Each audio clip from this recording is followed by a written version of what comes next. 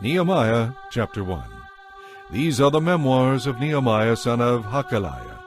In late autumn of the 20th year of King Artaxerxes' reign, I was at the fortress of Susa. Hanani, one of my brothers, came to visit me with some other men who had just arrived from Judah. I asked them about the Jews who had survived the captivity and about how things were going in Jerusalem. They said to me, "Things are not going well for those who return to the province of Judah. They are in great trouble and disgrace. The wall of Jerusalem has been torn down, and the gates have been burned." When I heard this, I sat down and wept. In fact, for days I mourned, fasted, and prayed to the God of heaven. Then I said, "O Lord God of heaven, the great and awesome God who keeps his covenant of unfailing love with those who love him and obey his commands, listen to my prayer. Look down and see me praying night and day for your people Israel. I confess that we have sinned against you. Yes, even my own family and I have sinned. We have sinned terribly by not obeying the commands, laws, and regulations that you gave us through your servant Moses. Please remember what you told your servant Moses. If you sin, I will scatter you among the nations. But if you return to me and obey my commands, even if you are exiled to the ends of the earth, I will bring you back to the place I have chosen for my name to be honored. We are your servants, the people you rescued by your great power and might. O Lord, please hear my prayer. Listen to the prayers of those of us who delight in honoring you. Please grant me success now as I go to ask the king for a great favor. Put it into his heart to be kind to me." In those days I was the king's cupbearer. Chapter 2. Early the following spring, during the 20th year of King Artaxerxes' reign, I was serving the king his wine. I had never appeared sad in his presence before this time. So the king asked me, "Why are you so sad? You aren't sick, are you? You look like a man with deep troubles." Then I was badly frightened, but I replied, "Long live the king! Why shouldn't I be sad? For the city where my ancestors are buried is in ruins, and the gates have been burned down." The king asked, "Well, how can I help you?" "With a prayer to the God of heaven," I replied. "If it please your majesty, and if you are pleased with me, your servant, send me to Judah to rebuild the city where my ancestors are buried." The king, with the queen sitting beside him, asked, "How long will you be gone? When will you return?" So the king agreed, and I set a date for my departure. I also said to the king, "If it please your majesty, give me letters to the governors of the province west of the Euphrates River, instructing them to let me travel safely through their territories on my way to Judah. And please send a letter to Asaph, the manager of the king's forest, instructing him to give me timber. I will need it to make beams for the gates of the temple fortress, for the city walls, and for a house for myself." And the king granted these requests, because the gracious hand of God was on me. When I came to the governors of the province west of the Euphrates River, I delivered the king's letters to them. The king, I should add, had sent along army officers and horsemen to protect me. But when Sanballat the Horonite and Tobiah the Ammonite official heard of my arrival, they were very angry that someone had come who was interested in helping Israel. 3 days after my arrival at Jerusalem, I slipped out during the night, taking only a few others with me. I had not told anyone about the plans God had put in my heart for Jerusalem. We took no pack animals with us, except the donkey that I myself was riding. I went out through the valley gate, past the jackal's well, and over to the dung gate to inspect the broken walls and burned gates. Then I went to the fountain gate and to the king's pool, but my donkey couldn't get through the rubble. So I went up the Kidron Valley instead, inspecting the wall before I turned back and entered again at the valley gate.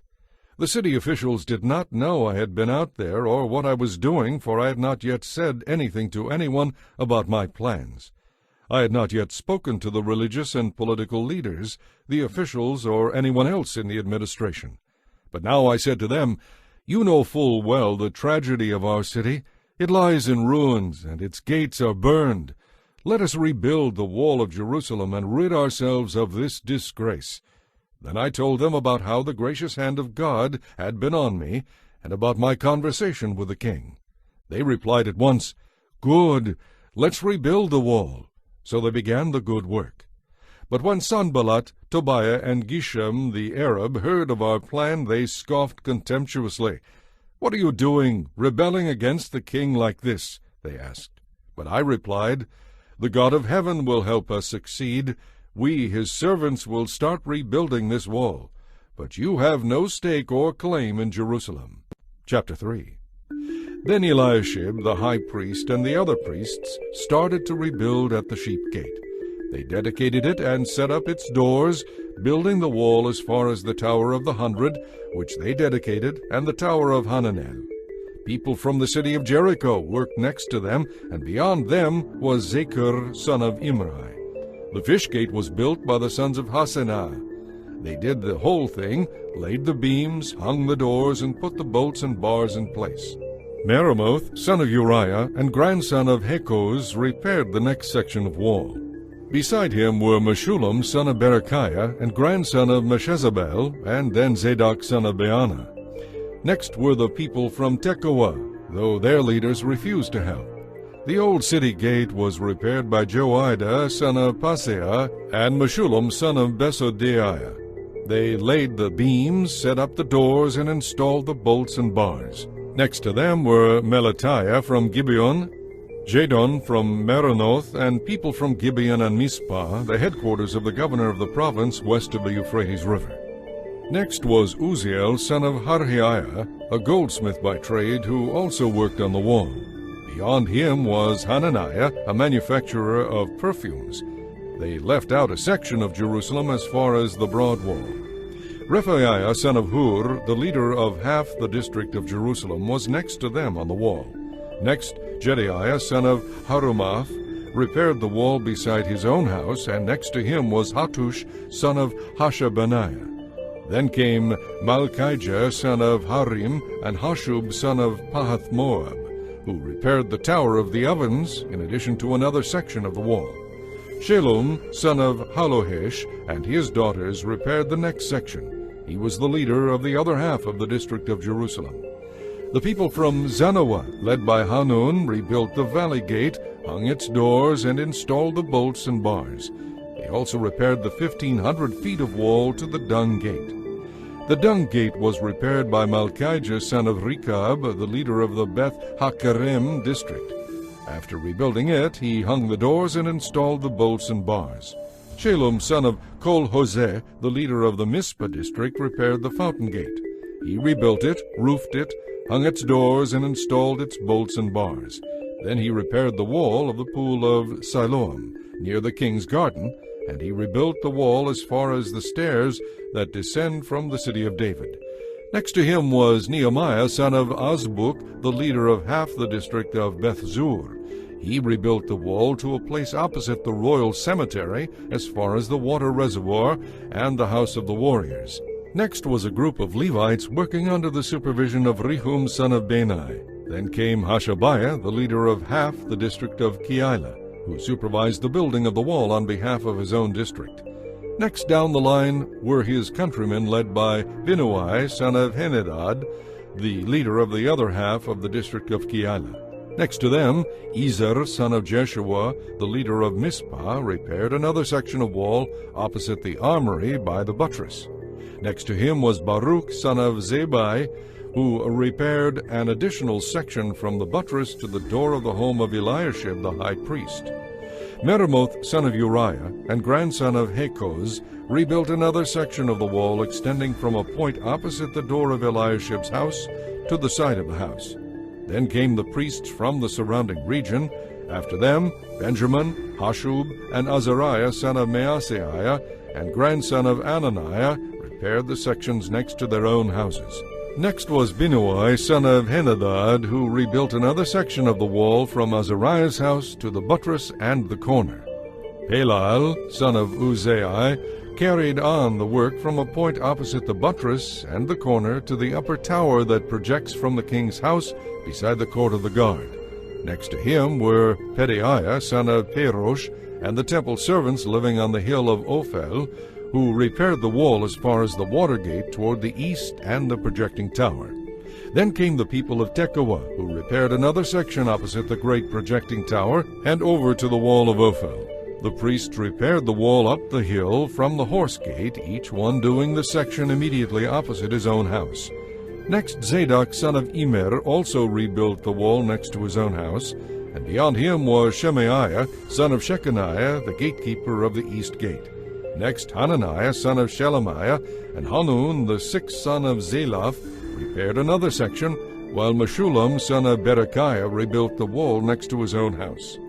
Malchijah, one of the goldsmiths, repaired the wall as far as the housing for the temple servants and merchants opposite the inspection gate. Then he continued as far as the upper room at the corner. The other goldsmiths and merchants repaired the wall from that corner to the sheep gate.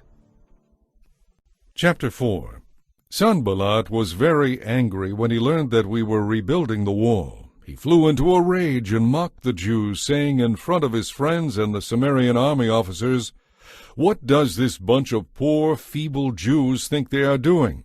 Do they think they can build the wall in a day if they offer enough sacrifices? Look at those charred stones they are pulling out of the rubbish and using again." Tobiah the Ammonite, who was standing beside him, remarked, "That stone wall would collapse if even a fox walked along the top of it." Then I prayed, "Hear us, O our God, for we are being mocked. May their scoffing fall back on their own heads, and may they themselves become captives in a foreign land. Do not ignore their guilt. Do not blot out their sins, for they have provoked you to anger here in the presence of the builders." At last the wall was completed to half its original height around the entire city, for the people had worked very hard.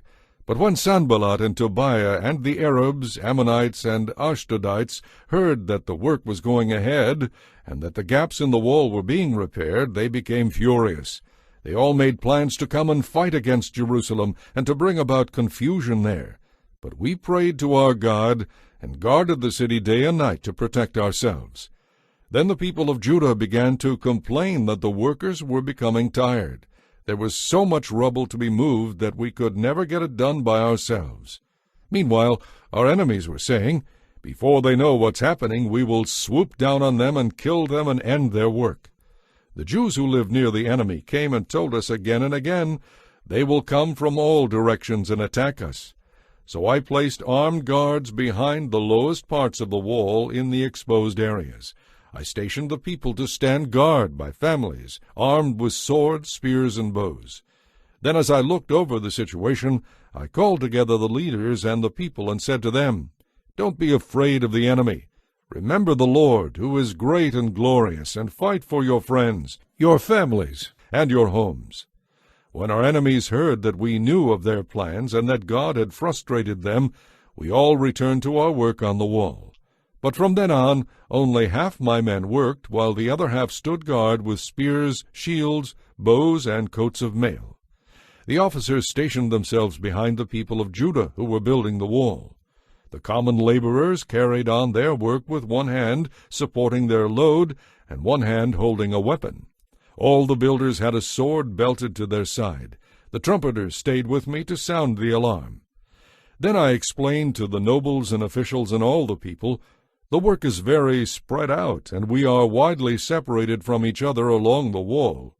When you hear the blast of the trumpet, rush to wherever it is sounding. Then our God will fight for us."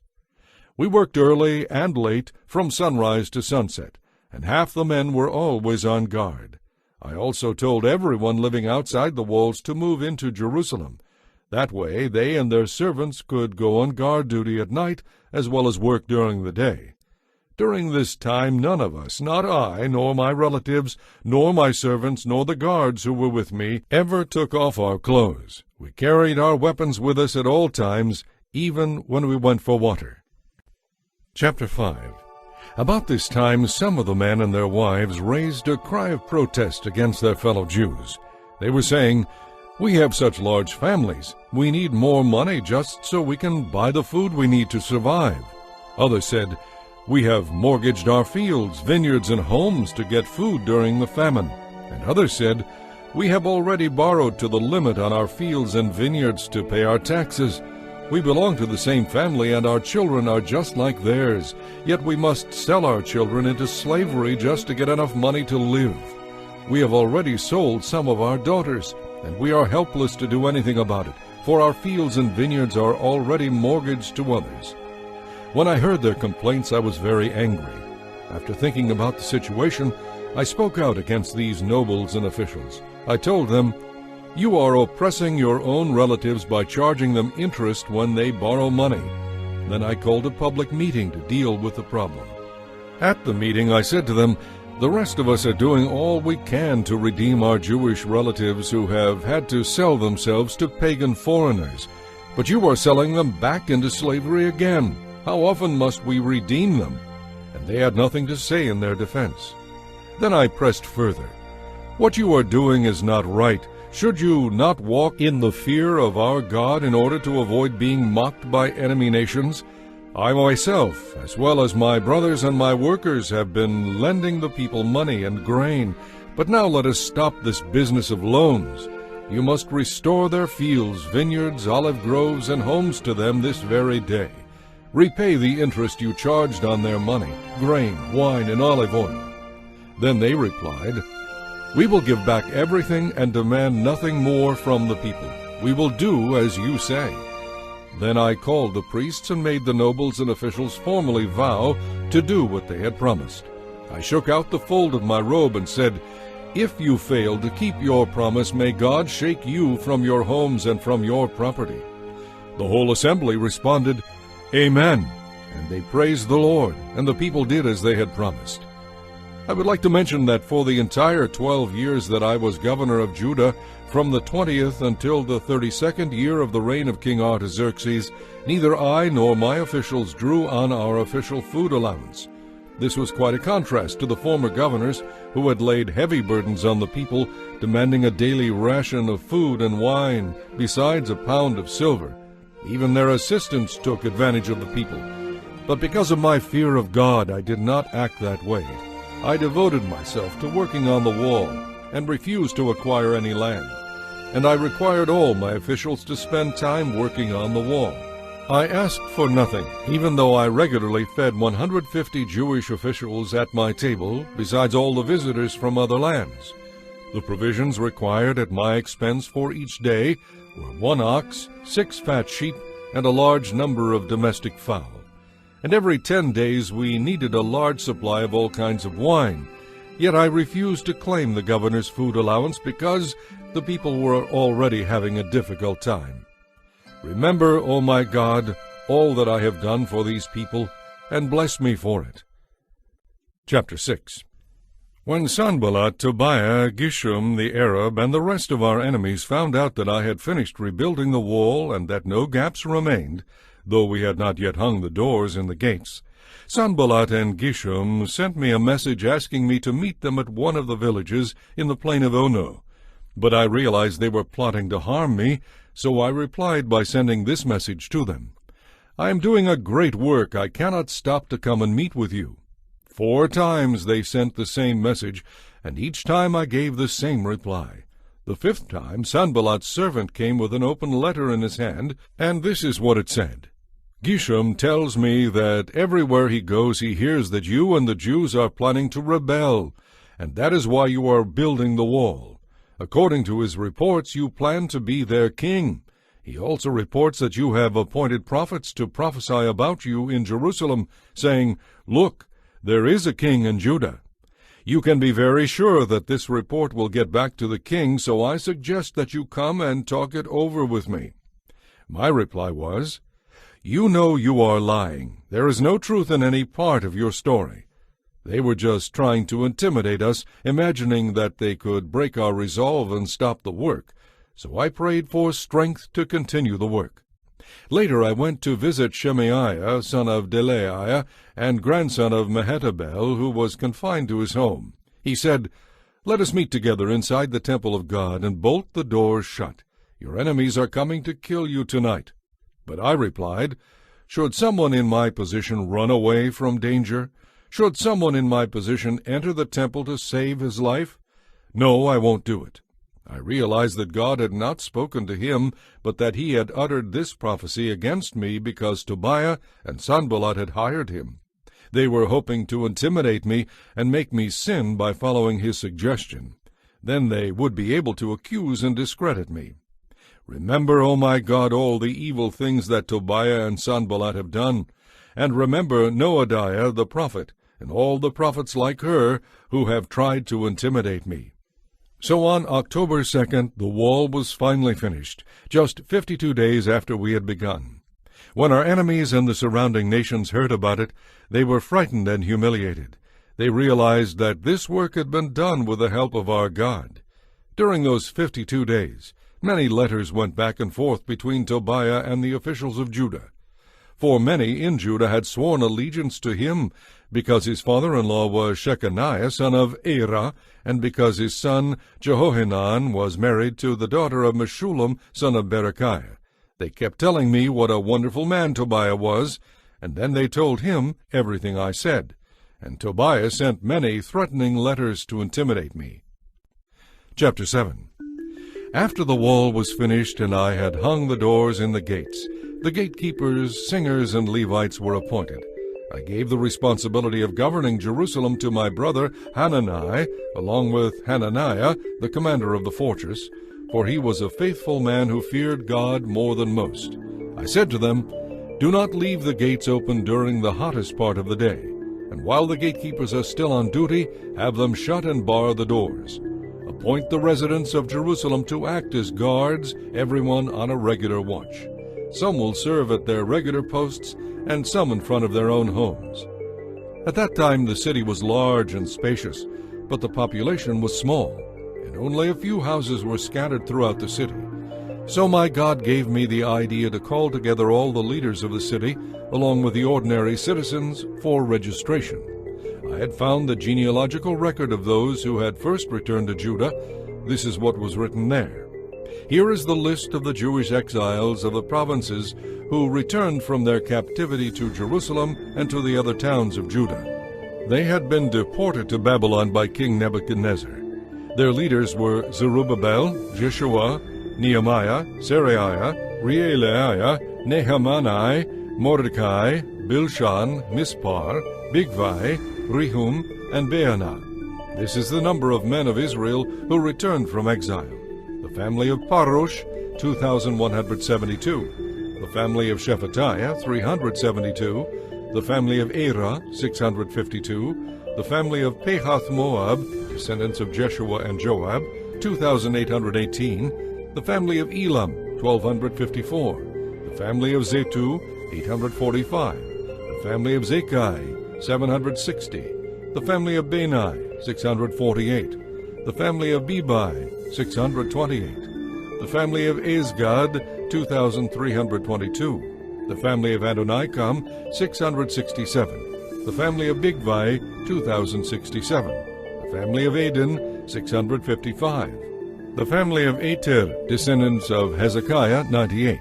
The family of Hashum, 328. The family of Bezai, 324. The family of Jorah, 112. The family of Gebar, 95. The peoples of Bethlehem and Netophah, 188. The people of Anathoth, 128. The people of Bethazmaveth, 42. The peoples of Kiriath Jearim, Kephirah, and Beeroth, 743. The peoples of Ramah and Geba, 621. The people of Michmash, 122. The peoples of Bethel and Ai, 123. The people of Nebo, 52. The citizens of Elam, 1,254. The citizens of Harum, 320.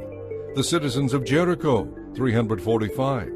The citizens of Lod, Hadid, and Ono, 721. The citizens of Seneah, 3,930. These are the priests who returned from exile. The family of Jediaiah, through the line of Jeshua, 973. The family of Emer, 1,052. The family of Pashur, 1,247. The family of Harim, 1,017. These are the Levites who returned from exile. The families of Jeshua and Kadmiel, descendants of Hodaviah, 74.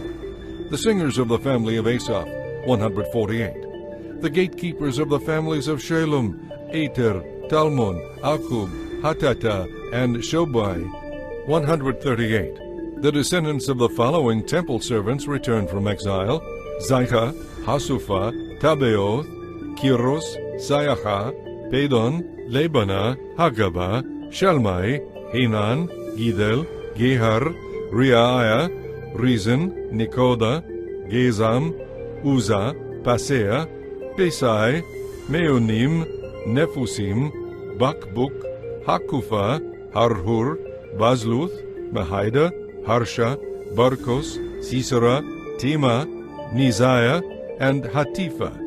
The descendants of these servants of King Solomon returned from exile: Sotai, Sophereth, Peruda, Jaala, Darkon, Gidel, Shephatiah, Hatil, Pokereth Hazebaim, and Amai. In all, the temple servants and the descendants of Solomon's servants numbered 392. Another group returned to Jerusalem at this time from the towns of Tel Melah, Tel Harsha, Kirub, Adan, and Immer. However, they could not prove that they or their families were descendants of Israel. This group included the families of Delaiah, Tobiah, and Nekoda, a total of 642 people. 3 families of priests, Hobaiah, Hakoz, and Barzillai, also returned to Jerusalem. This Barzillai had married a woman who was a descendant of Barzillai of Gilead, and he had taken her family name. But they had lost their genealogical records, so they were not allowed to serve as priests. The governor would not even let them eat the priest's share of food from the sacrifices until there was a priest who could consult the Lord about the matter by means of sacred lots. So a total of 42,360 people returned to Judah, in addition to 7,337 servants and 245 singers, both men and women. They took with them 736 horses, 245 mules, 435 camels, and 6,720 donkeys. Some of the family leaders gave gifts for the work. The governor gave to the treasury 1,000 gold coins, 50 gold basins, and 530 robes for the priests. The other leaders gave to the treasury a total of 20,000 gold coins and some 2,750 pounds of silver for the work. The rest of the people gave 20,000 gold coins, about 2,500 pounds of silver, and 67 robes for the priests. So the priests, the Levites, the gatekeepers, the singers, the temple servants, along with some of the people, that is to say all Israel, settled in their own towns. Now in mid-autumn, when the Israelites had settled in their towns, all the people assembled together as one person at the square just inside the water gate. They asked Ezra the scribe to bring out the book of the law of Moses, which the Lord had given for Israel to obey. Chapter 8. So on October 8th, Ezra the priest brought the scroll of the law before the assembly, which included the men and women and all the children old enough to understand. He faced the square just inside the water gate from early morning until noon, and read aloud to everyone who could understand. All the people paid close attention to the book of the law. Ezra the scribe stood on a high wooden platform that had been made for the occasion. To his right stood Mattithiah, Shema, Anaiah, Uriah, Hilkiah, and Maaseiah. To his left stood Pedaiah, Mishael, Milchijah, Hashum, Hashbaddanah, Zechariah, and Meshullam. Ezra stood on the platform in full view of all the people. When they saw him open the book, they all rose to their feet. Then Ezra praised the Lord, the great God, and all the people chanted, Amen, Amen, as they lifted their hands toward heaven. Then they bowed down and worshipped the Lord with their faces to the ground. Now the Levites, Jeshua, Bani, Sherebiah, Jamin, Akub, Shabbathai, Hodiah, Maaseiah, Kelita, Azariah, Jozabad, Hanan, and Peleiah, instructed the people who were standing there. They read from the book of the law of God and clearly explained the meaning of what was being read, helping the people understand each passage. Then Nehemiah the governor, Ezra the priest and scribe, and the Levites who were interpreting for the people said to them, Don't weep on such a day as this, for today is a sacred day before the Lord your God. All the people had been weeping as they listened to the words of the law. And Nehemiah continued, "Go and celebrate with a feast of choice foods and sweet drinks, and share gifts of food with people who have nothing prepared. This is a sacred day before our Lord. Don't be dejected and sad, for the joy of the Lord is your strength." And the Levites too quieted the people, telling them, "Hush, don't weep, for this is a sacred day." So the people went away to eat and drink at a festive meal, to share gifts of food, and to celebrate with great joy, because they had heard God's words and understood them. On October 9th, the family leaders and the priests and Levites met with Ezra to go over the law in greater detail. As they studied the law, they discovered that the Lord had commanded through Moses that the Israelites should live in shelters during the festival to be held that month. He had said that a proclamation should be made throughout their towns, and especially in Jerusalem, telling the people to go to the hills to get branches from olive, wild olive, myrtle, palm, and fig trees. They were to use these branches to make shelters in which they would live during the festival, as it was prescribed in the law. So the people went out and cut branches and used them to build shelters on the roofs of their houses, in their courtyards, in the courtyards of God's temple, or in the squares just inside the water gate and the Ephraim gate. So everyone who had returned from captivity lived in these shelters for the 7 days of the festival, and everyone was filled with great joy. The Israelites had not celebrated this way since the days of Joshua son of Nun. Ezra read from the book of the law of God on each of the 7 days of the festival. Then on October 15th they held a solemn assembly, as the law of Moses required. Chapter 9. On October 31st the people returned for another observance. This time they fasted and dressed in sackcloth and sprinkled dust on their heads. Those of Israelite descent separated themselves from all foreigners, as they confessed their own sins and the sins of their ancestors. The book of the law of the Lord their God was read aloud to them for about 3 hours. Then for 3 more hours they took turns confessing their sins and worshiping the Lord their God. Some of the Levites were standing on the stairs, crying out to the Lord their God. Their names were Jeshua, Bani, Kadmiel, Shebaniah, Bunai, Sherebiah, Bani, and Kenani. Then the leaders of the Levites, Jeshua, Kadmiel, Bani, Hashabneiah, Sherebiah, Hodiah, Shebaniah, and Pethahiah, called out to the people, "Stand up and praise the Lord your God, for he lives from everlasting to everlasting." Then they continued, "Praise his glorious name. It is far greater than we can think or say. You alone are the Lord. You made the skies and the heavens and all the stars. You made the earth and the seas and everything in them. You preserve and give life to everything, and all the angels of heaven worship you. You are the Lord God who chose Abram and brought him from Ur of the Chaldeans and renamed him Abraham. When he had proved himself faithful, you made a covenant with him to give him and his descendants the land of the Canaanites, Hittites, Amorites, Perizzites, Jebusites, and Girgashites. And you have done what you promised, for you are always true to your word. You saw the sufferings and sorrows of our ancestors in Egypt, and you heard their cries from beside the Red Sea. You displayed miraculous signs and wonders against Pharaoh, his servants, and all his people, for you knew how arrogantly the Egyptians were treating them. You have a glorious reputation that has never been forgotten. You divided the sea for your people so they could walk through on dry land. And then you hurled their enemies into the depths of the sea. They sank like stones beneath the mighty waters. You led our ancestors by a pillar of cloud during the day and a pillar of fire at night so that they could find their way. You came down on Mount Sinai and spoke to them from heaven. You gave them regulations and instructions that were just, and laws and commands that were true.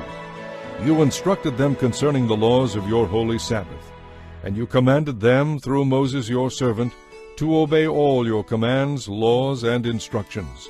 You gave them bread from heaven when they were hungry, and water from the rock when they were thirsty. You commanded them to go and take possession of the land you had sworn to give them.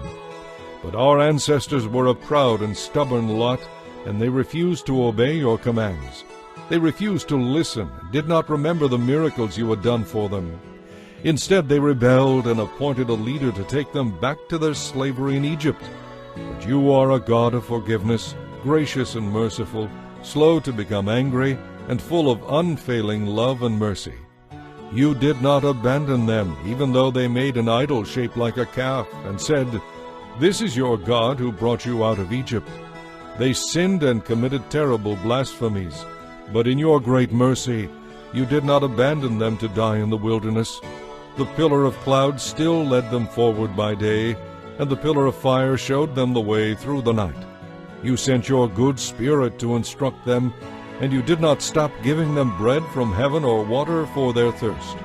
For 40 years you sustained them in the wilderness. They lacked nothing in all that time. Their clothes did not wear out, and their feet did not swell. Then you helped our ancestors conquer great kingdoms and many nations, and you placed your people in every corner of the land. They completely took over the land of King Sihon of Heshbon and the land of King Og of Bashan. You made their descendants as numerous as the stars in the sky, and brought them into the land you had promised to their ancestors. They went in and took possession of the land. You subdued whole nations before them. Even the kings and the Canaanites who inhabited the land were powerless. Your people could deal with them as they pleased. Our ancestors captured fortified cities and fertile land. They took over houses full of good things, with cisterns already dug, and vineyards and olive groves and orchards in abundance. So they ate until they were full and grew fat and enjoyed themselves in all your blessings. But despite all this, they were disobedient and rebelled against you. They threw away your law. They killed the prophets who encouraged them to return to you, and they committed terrible blasphemies. So you handed them over to their enemies. But in their time of trouble they cried to you, and you heard them from heaven. In great mercy you sent them deliverers who rescued them from their enemies. But when all was going well, your people turned to sin again, and once more you let their enemies conquer them. Yet whenever your people cried to you again for help, you listened once more from heaven. In your wonderful mercy, you rescued them repeatedly. You warned them to return to your law. But they became proud and obstinate and disobeyed your commands. They did not follow your regulations, by which people will find life if only they obey. They stubbornly turned their backs on you and refused to listen. In your love you were patient with them for many years. You sent your Spirit, who, through the prophets, warned them about their sins. But still they wouldn't listen. So once again you allowed the pagan inhabitants of the land to conquer them. But in your great mercy you did not destroy them completely or abandon them forever. What a gracious and merciful God you are! And now, our God, the great and mighty and awesome God, who keeps his covenant of unfailing love, do not let all the hardships we have suffered be as nothing to you. Great trouble has come upon us, and upon our kings and princes and priests and prophets and ancestors from the days when the kings of Assyria first triumphed over us until now. Every time you punished us, you were being just. We have sinned greatly, and you gave us only what we deserved. Our kings, princes, priests, and ancestors did not obey your law or listen to your commands and solemn warnings. Even while they had their own kingdom, they did not serve you, even though you showered your goodness on them. You gave them a large, fertile land, but they refused to turn from their wickedness. So now today we are slaves here in the land of plenty that you gave to our ancestors. We are slaves among all this abundance. The lush produce of this land piles up in the hands of the kings whom you have set over us because of our sins. They have power over us and our cattle. We serve them at their pleasure, and we are in great misery. Yet in spite of all this, we are making a solemn promise and putting it in writing. On this sealed document are the names of our princes and Levites and priests. Chapter 10. The document was ratified and sealed with the following names: Nehemiah the governor, the son of Hakaliah.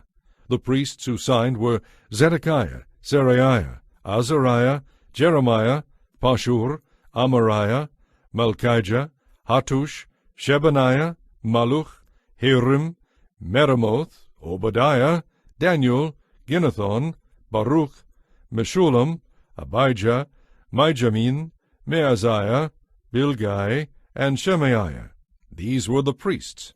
The Levites who signed were Jeshua son of Azaniah, Binnui from the family of Henadad, Kadmiel, and their fellow Levites, Shebaniah, Hodiah, Kelita, Pelaiah, Hanan, Micah, Rehob, Hashabiah, Zakur, Sherebiah, Shebaniah, Hodiah, Benai, and Beninu.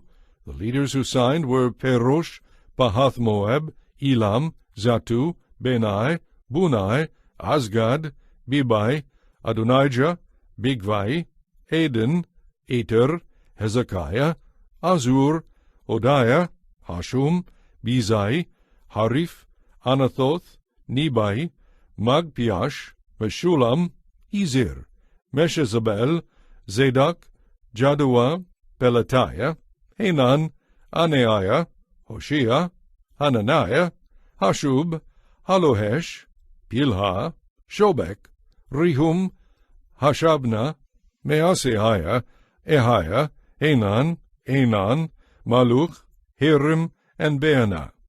The rest of the people, the priests, Levites, gatekeepers, singers, temple servants, and all who had separated themselves from the pagan people of the land in order to serve God, and who were old enough to understand, now all heartily bound themselves with an oath.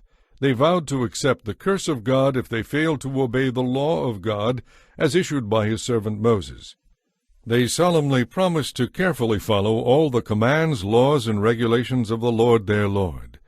We promise not to let our daughters marry the pagan people of the land, nor to let our sons marry their daughters. We further promise that if the people of the land should bring any merchandise or grain to be sold on the Sabbath or on any other holy day, we will refuse to buy it. And we promise not to do any work every seventh year and to cancel the debts owed to us by other Jews. In addition, we promise to obey the command to pay the annual temple tax of 1/8 of an ounce of silver, so that there will be enough money to care for the temple of our God. This will provide for the bread of the presence, for the regular grain offerings and burnt offerings, for the offerings on the Sabbaths, the new moon celebrations, and the annual festivals, for the holy offerings, and for the sin offerings to make atonement for Israel. It will also provide for the other items necessary for the work of the temple of our God. We have cast sacred lots to determine when, at regular times each year, the families of the priests, Levites, and the common people should bring wood to God's temple to be burned on the altar of the Lord our God, as required in the law. We promise always to bring the first part of every harvest to the Lord's temple, whether it be a crop from the soil or from our fruit trees. We agree to give to God our oldest sons and the firstborn of all our herds and flocks, just as the law requires. We will present them to the priests who minister in the temple of our God. We will store the produce in the storerooms of the temple of our God. We will bring the best of our flour and other grain offerings, the best of our fruit, and the best of our new wine and olive oil, and we promise to bring to the Levites 1/10 of everything our land produces, for it is the Levites who collect the tithes in all our rural towns. A priest, a descendant of Aaron, will be with the Levites as they receive these tithes, and 1/10 of all that is collected as tithes will be delivered by the Levites to the temple of our God and placed in the storerooms. The people and the Levites must bring these offerings of grain, new wine, and olive oil to the temple and place them in the sacred containers near the ministering priests, the gatekeepers, and the singers. So we promise together not to neglect the temple of our God. Chapter 11. Now the leaders of the people were living in Jerusalem, the holy city, at this time. 1/10 of the people from the other towns of Judah and Benjamin were chosen by sacred lots to live there too, while the rest stayed where they were. And the people commended everyone who volunteered to resettle in Jerusalem.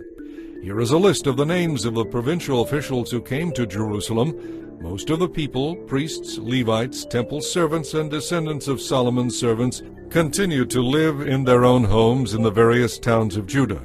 But some of the people from Judah and Benjamin resettled in Jerusalem. From the tribe of Judah, Athaiah, son of Uzziah, son of Zechariah, son of Amariah, son of Shephatiah, son of Mahalalel, of the family of Perez, and Maaseiah, son of Baruch, son of Kol-Hosek, son of Hazaiah, son of Adaiah, son of Joarib, son of Zechariah, of the family of Shelah. There were also 468 descendants of Perez who lived in Jerusalem, all outstanding men. From the tribe of Benjamin, Salu, son of Meshullam, son of Joed, son of Pedaiah, son of Kolaiah, son of Maaseiah, son of Ithiel, son of Jeshaiah. And after him there were Gebai and Selai, and a total of 928 relatives. Their chief officer was Joel, son of Zichri, who was assisted by Judah, son of Hasanua, second in command over the city.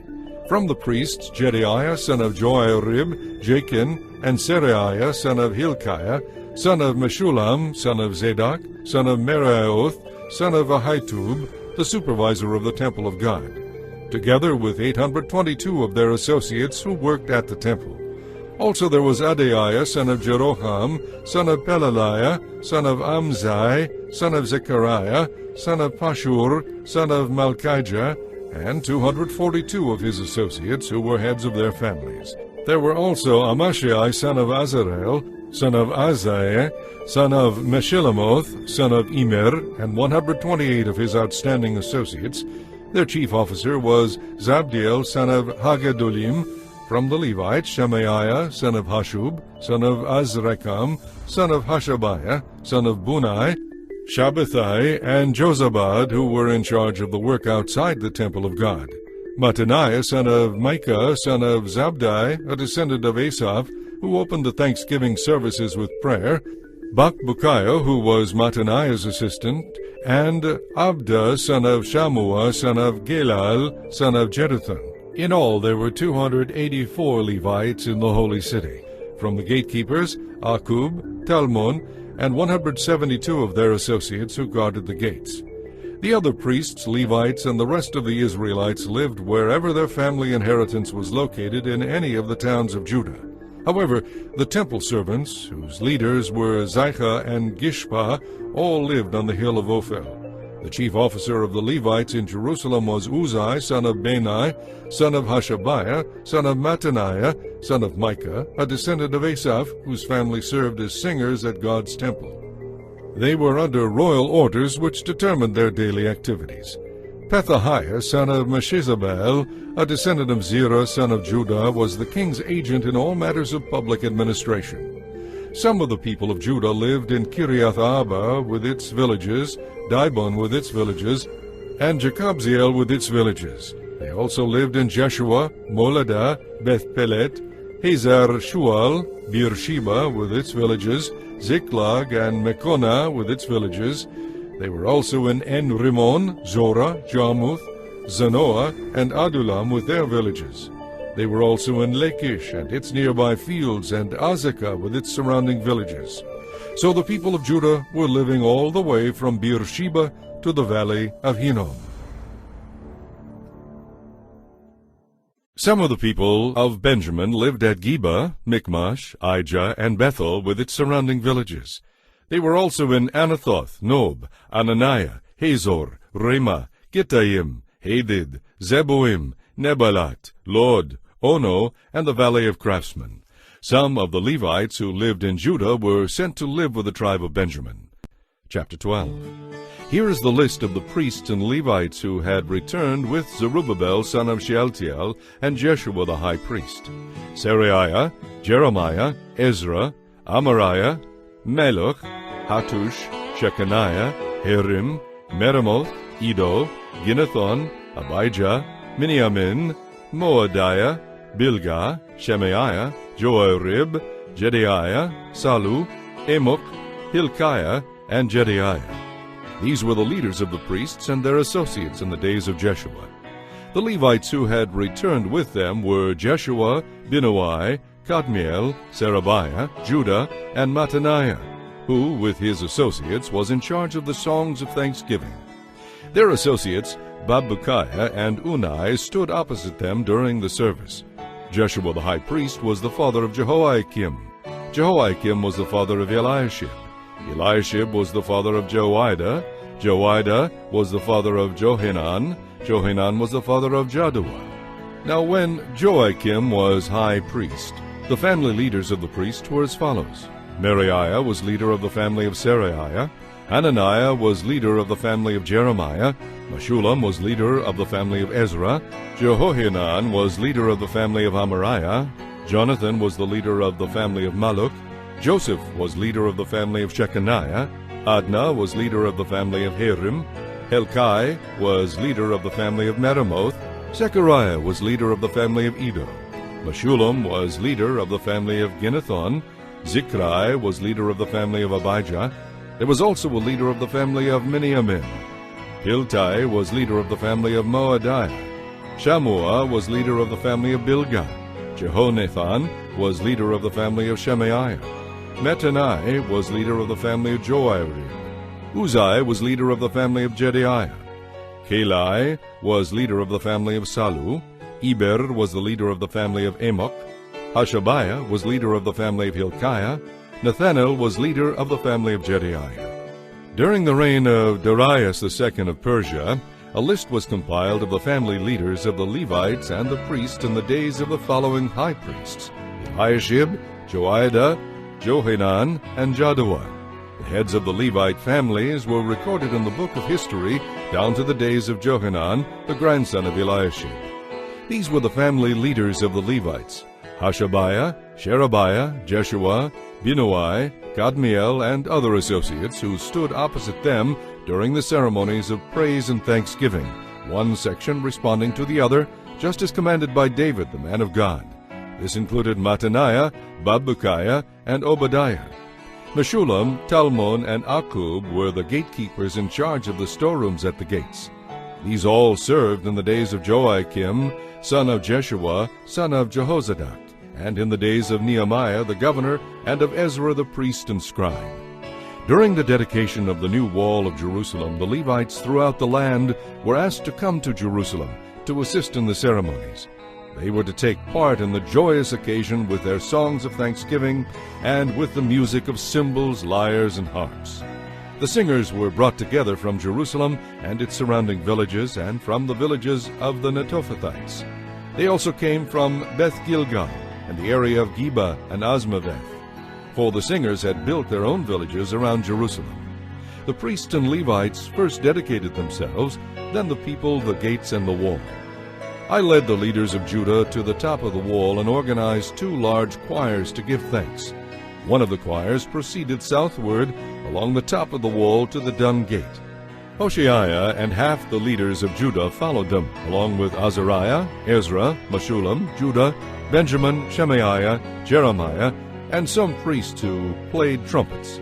Then came Zechariah, son of Jonathan, son of Shemaiah, son of Mattaniah, son of Micaiah, son of Zakur, a descendant of Asaph.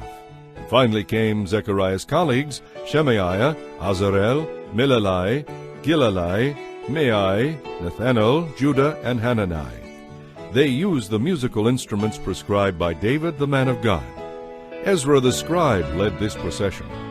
At the fountain gate they went straight up the steps on the ascent of the city wall toward the city of David. They passed the house of David, and then proceeded to the water gate on the east. The second choir went northward around the other way to meet them. I followed them with the other half of the people, along the top of the wall past the tower of the ovens to the broad wall, then past the Ephraim gate to the old city gate, past the fish gate and the tower of Hananel, and went on to the tower of the 100. Then we continued on to the sheep gate and stopped at the guard gate. The 2 choirs that were giving thanks then proceeded to the temple of God, where they took their places. So did I, together with a group of leaders who were with me. We went together with the trumpet-playing priests, Eliakim, Maaseiah, Miniamin, Micaiah, Elioenai, Zechariah, and Hananiah, and the singers, Maaseiah, Shemaiah, Eleazar, Uzai, Jehohanan, Malchijah, Elam, and Ezer. They played and sang loudly and clearly under the direction of Jezrahiah, the choir director. Many sacrifices were offered on that joyous day, for God had given the people cause for great joy. The women and children also participated in the celebration, and the joy of the people of Jerusalem could be heard far away. On that day, men were appointed to be in charge of the storerooms for the gifts, the first part of the harvest, and the tithes. They were responsible to collect these from the fields as required by the law for the priests and Levites, for all the people of Judah valued the priests and Levites and their work. They performed the service of their God and the service of purification, as required by the laws of David and his son Solomon, and so did the singers and the gatekeepers. The custom of having choir directors to lead the choirs in hymns of praise and thanks to God began long ago in the days of David and Asaph. So now, in the days of Zerubbabel and of Nehemiah, the people brought a daily supply of food for the singers, the gatekeepers, and the Levites. The Levites in turn gave a portion of what they received to the priests, the descendants of Aaron. Chapter 13. On that same day, as the book of Moses was being read, the people found a statement which said that no Ammonite or Moabite should ever be permitted to enter the assembly of God, for they had not been friendly to the Israelites when they left Egypt. Instead, they hired Balaam to curse them, though our God turned the curse into a blessing. When this law was read, all those of mixed ancestry were immediately expelled from the assembly. Before this had happened, Eliashib the priest, who had been appointed as supervisor of the storerooms of the temple of our God, and who was also a relative of Tobiah, had converted a large storage room and placed it at Tobiah's disposal. The room had previously been used for storing the grain offerings, frankincense, temple utensils, and tithes of grain, new wine, olive oil, and the special portions set aside for the priests. Moses had decreed that these offerings belonged to the Levites, the singers, and the gatekeepers. I was not in Jerusalem at that time, for I had returned to the king in the 32nd year of the reign of King Artaxerxes of Babylon, though I later received his permission to return.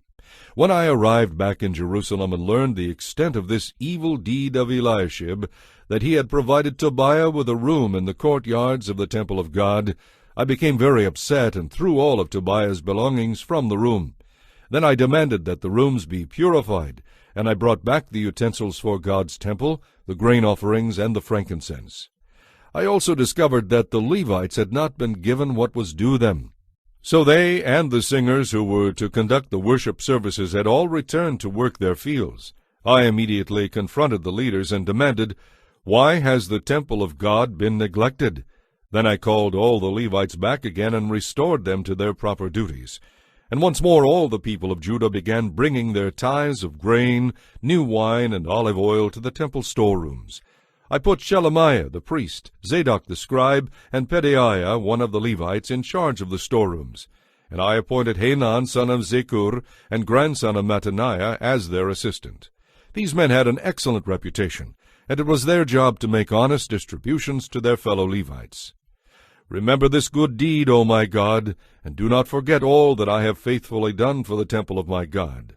One Sabbath day I saw some men of Judah treading their winepresses. They were also bringing in bundles of grain and loading them on their donkeys. And on that day they were bringing their wine, grapes, figs, and all sorts of produce to Jerusalem to sell. So I rebuked them for selling their produce on the Sabbath. There were also some men from Tyre bringing in fish and all kinds of merchandise. They were selling it on the Sabbath to the people of Judah, and in Jerusalem at that. So I confronted the leaders of Judah. "Why are you profaning the Sabbath in this evil way? Wasn't it enough that your ancestors did this sort of thing, so that our God brought the present troubles upon us and our city? Now you are bringing even more wrath upon the people of Israel by permitting the Sabbath to be desecrated in this way." So I commanded that from then on the gates of the city should be shut as darkness fell every Friday evening, not to be opened until the Sabbath ended. I also sent some of my own servants to guard the gates so that no merchandise could be brought in on the Sabbath day.